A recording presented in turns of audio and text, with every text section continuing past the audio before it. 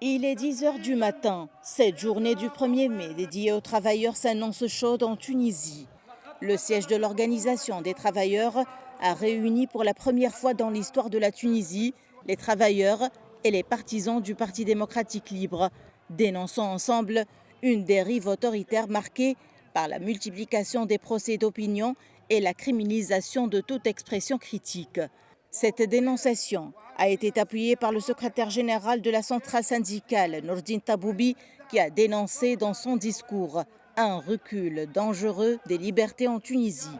Il a également déploré la marginalisation des attentes sociales et économiques au profit d'un régime fondé sur l'exclusion et la répression.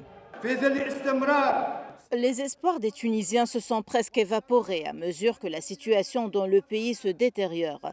La poursuite de la politique de monopolisation de l'opinion n'a fait qu'aggraver la situation du pays, le conduisant à l'impasse, à l'échec, à l'effondrement et à une dérive vers l'inconnu.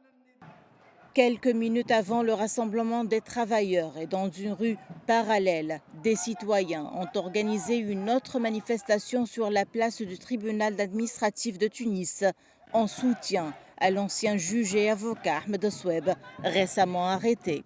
Des partisans de la dirigeante du Parti constitutionnel libre Abir Moussi ont également pris part à la manifestation, lançant des slogans en sa faveur et exigeant sa libération.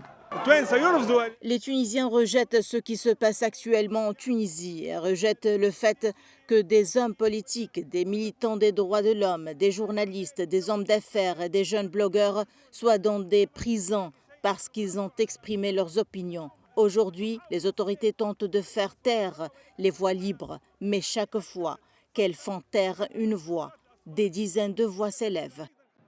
Devant le théâtre municipal, les partisans de Kais Saïed ont tenu également une manifestation de soutien au pouvoir, dénonçant une ingérence concernant les critiques venues de l'étranger.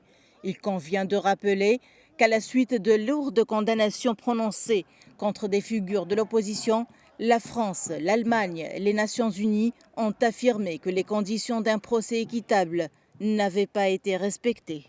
De fortes divisions politiques parmi les Tunisiens à l'occasion de la fête du travail. Alors que les travailleurs du monde entier s'unissent derrière leurs revendications, la politique en Tunisie les divise dans un climat de tension extrême. Depuis Tunis, Najwa Becha, pour Médien.